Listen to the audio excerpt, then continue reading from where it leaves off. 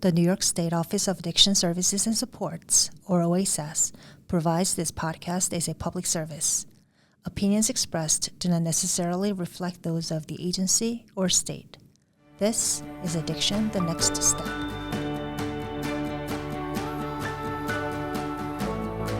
Well, hello again. Jerry Gretzinger here, your host of Addiction, the Next Step, and we are coming to you from the offices of the Office of Addiction Services and Supports for the great state of New York. I want to thank you for checking out this episode of the podcast today. And we're actually going to be talking about a topic that, we're very happy to be sharing with you, because what we're doing is sharing some information that is very important for the men and women who've served our country. So we'll dedicate this episode to them, because it is all about helping those folks, the folks who've worn the uniform for our country, who may be dealing with some substance use issues. And so to help us talk about this, we're bringing in someone who can talk about some comprehensive services that are offered by Samaritan Daytop Village. They've been doing this sort of thing, veteran-specific treatment, for over 30 years now. And the man who's sitting here talking to me today is Brian Berry. He's the Veterans Outreach Counselor for them. And Brian, thanks so much for taking the time today. Thank you for having us. So, I want to talk to you first about, veterans-specific needs. We've spent close to 100 episodes now talking about the services and supports that we make available to New Yorkers in every single community. But obviously, when we talk about certain communities, there are certain needs and certain ways that we need to be able to present these services and supports. And I know veterans are one of those communities. What are some of the special considerations? Like, why is there an extra challenge when it comes to that group? Well, that's a very good question. We here at Samaritan recognize and honor our veterans, those who, gave their time and their dedication to supporting this country, of course. But there is challenges during reintegration into greater society for veterans. A lot of trauma, a lot of difficulties, mental health, substance use, housing instability, and these things are challenged, to this specific population. We try to address all that by being a trauma-informed program. We recognize that the trauma affects why people choose to use substances such as alcohol or maybe drugs. And of course, that trickles down into housing, employment, family. So we like to address these things, and we have 3 dedicated facilities specifically for veterans. Yep.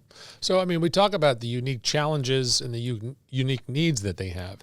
What do we do? How do you tailor the supports, the services, and certainly the delivery of those to address those special challenges that they may be facing? The program is tailored specifically for veterans by engaging with the camaraderie. We keep all the veterans together. It's a structured community, meaning they get up at the same time. Everyone's assigned a job duty. It sort of brings back the military culture to the client, which is a veteran, to re-engage them in some of the good things that we have in us. I myself, I'm an Air Force veteran, and I really got a lot out of the program.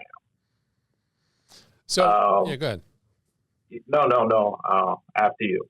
All right. No, I was just going to ask, you were saying that you were in the military yourself. Did you see firsthand, yourself or others who were serving, the challenges that they faced with substance use, whatever the substance may have been, and then, the additional challenge of perhaps, getting back to normal life without being in the military after? Absolutely. Just to give you a little bit about me, in the military, we're taught to be resilient. We're taught that, I can do this, but when it comes to substances, alcohol, drugs, a lot of times more is needed. You need the support of maybe a mental health expert, an addiction counselor, other peers, who may have been through the type of things, and role models. So we actually include all those things. We incorporate all these structures into the program to be able to better help the clients, the veteran clients. So, you talk about, peers and having, folks come out of the military. I just think about how, and again, I never served, and I have great respect for those who did, but from what I know, it seems like it's a whole nother way of life when you're in the military, right? And if you're in the military, that way of life, and if during that time you were, using some substances at whatever level it may be, you come out of the military and everything changes, right? And then Absolutely. yeah. Absolutely. Thanks for recognizing that, because in the military culture, especially with those who are deployed, you're away from your family, you're away from your community, you're away from your spiritual, your church or mosque or what have you. And you're in a totally different environment. So after that experience, being reintegrated back, it looks different. It looks different. And one thing I got to add, alcohol is a part of military culture. Let's not get that confused. That's how we're in the military. That's how we celebrate. When we do get leave, that's what we do. And it sort of becomes a lifestyle. So that when that person leaves the military, he still holds on to those things. We still hold on to those things. And of course, there's OASAS. I know you guys know these things spiral and can get out of control. And it's progressive. It's a progressive process, which may also lead to loss of job, loss of housing, loss of spousal, children, and these type of things. Then the individual loses him or herself. So we recognize that, again, by being trauma informed. And we promote healthy socialization, of course, with evidence-based treatment, seeking safety, thinking for change, various groups, but also the healthy reintegration back into society.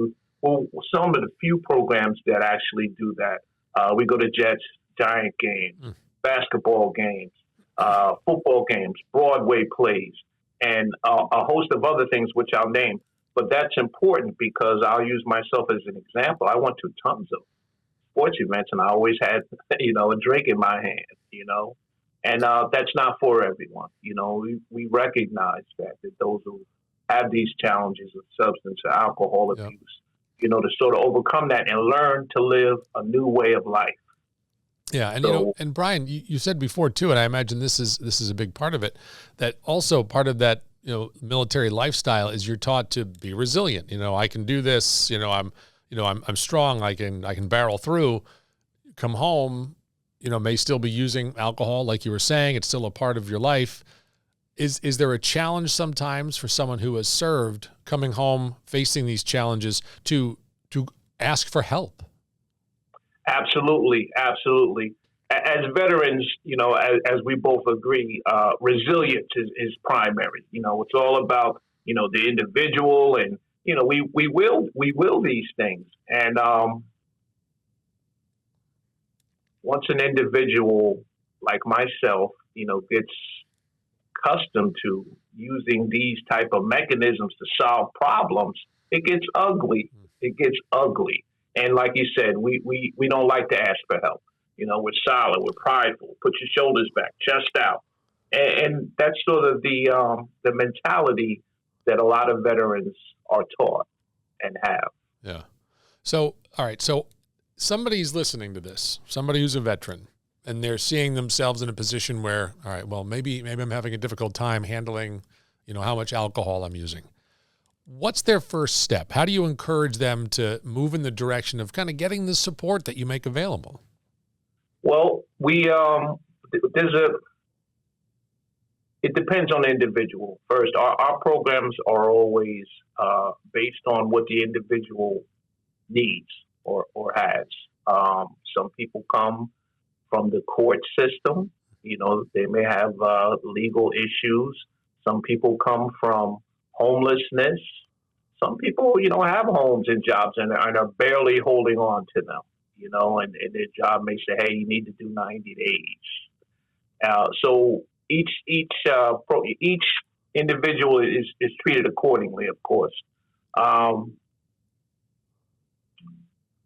Also, mental health. I got to add that because, of course, with co-occurring dependency disorder, the person may be experiencing PTSD, a number of other mental challenges in addition to substance use. Right. So that's a dual concept. We like to do a holistic approach, meaning we deal with everything at once. We'll engage the individual. Hey, Right. what do you need? What's your experience? Are you indoors? Have you eaten? And then try to bring them in. Our program has helped thousands of individuals, Yeah. and Talk there's to me still a about, lot of work to be done. yeah, talk to me about, so you said has helped thousands of individuals, right? So someone makes that call, they come out, they meet with you, they sign up for the program, and they're working with you now.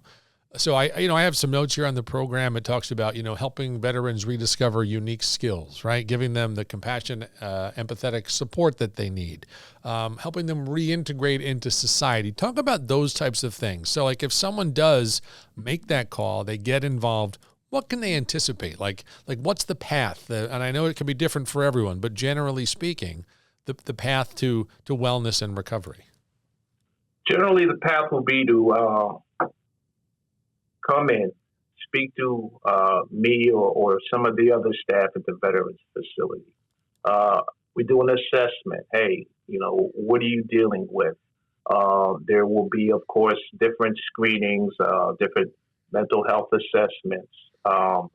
Safety is primary. We like to bring them in and have them in a safe environment, so we could find out, the type of help that they need. Once they're in, of course, it goes through phases. Again, this is a structured programs. These are structured programs. And after 30 days, they'll be assessed. Hey, what are the type of things that you need? If you need a job, we'll put you in a vocational training. If you need therapy or psychiatry, we partner with various agencies to get mental health. We partner with Damien Care for physical health. I came in and had to get new teeth in my mouth. It's ugly out there. So we help at all aspects. I understand the question you're asking me, but it's so much in a little bit of time. I would love to just talk about it, especially the veterans who've been deployed. There's a lot of trauma and PTSD, that they go into this thing. It's not just that the person drinks too much. It's a collection of things that have to be addressed. Yeah. So let me ask you this too then, because someone might be wondering, we try to tell people that recovery is possible, right? Because sometimes people wonder, can I really achieve that? And we say, absolutely, yes. But if people wonder what is recovery, like what does it mean when you are in recovery? We like to tell people it's not a destination. It's sort of like a continuing journey. Absolutely. Recovery is a journey. There's hundreds of different definitions. I like the one, I believe it's in Webster's. It says recovery is the process of gaining everything back that once was lost. That's recovery. I'll give you an example. Family, that's family first, of course.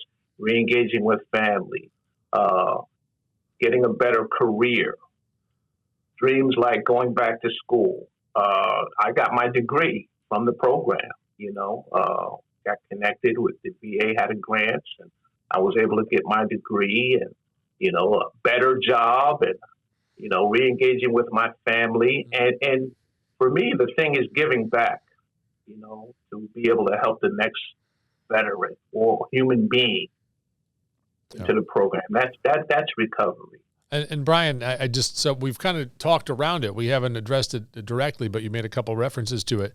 You don't just work with the program, but from what you're telling us, you went through the program. You benefited from it yourself. Absolutely. Yeah. I am like the Hair Club for Men. I'm also a client. Yeah, I went through the Ed Thompson Veterans Facility, and I stayed for a year. And again, it's beyond my wildest dreams. What I got from that little bit of time helped me to get my life together. Yeah. Helped me to get my life together, helped me to get my family back, helped me to get my career back online, becoming a productive member of society. It's a beautiful thing. And we also have the 43rd Street Veterans. And a lot of people don't talk. We have the Women's Veteran Program up in Ellenville. We had a recovery day yesterday, and they gave a great show. I'll give you the links. If anyone's interested, they can see it. They did the color guard. It's a beautiful thing. Samaritan in itself is a fantastic organization, but I'm here to talk about the Veterans Program. Yep. So Yep. stick to that. Well, and let me say this, Brian. So we love hearing stories like this, that someone like yourself who went through a program, benefited from the program, and then made it their mission to help others experience similar success. So we applaud you for doing that as well. And it's definitely the type of story we love sharing. Thank you very much. Thanks for having me. It's an honor and a privilege, and hope to see you again. All right. And so, Brian, I was going to ask quick, if somebody wants to find out more about the programs from Samaritan, I'm assuming they can go on a website. We can share the information here. Is that the best way to go about it? If someone is interested in coming into Samaritan, yes, they can go on the website, SamaritanVillage.org. For the veterans, they can contact me directly. It's a shameless plug. My number is 929-933-0822. Brian Berry, I'm the Veterans Outreach Coordinator. Now, I'll tell you, that's the first time I think on one of these podcasts somebody gave out their own number. So this guy's serious. He means business. So, Brian, really, thank you so much for sharing all the information in your own number so that people can reach out. I'm going to share another number now. We always want to make sure people know that any time of day, any day of the week, you can reach out and talk to somebody on our Hope line, 877-8-HOPE-NY, 877-8-HOPE-NY. There's always somebody there to talk to you. I'm Jerry Gretzinger, your host. I want to thank Brian Berry again for sitting down and talking to us today. And until we talk to you next time, be well.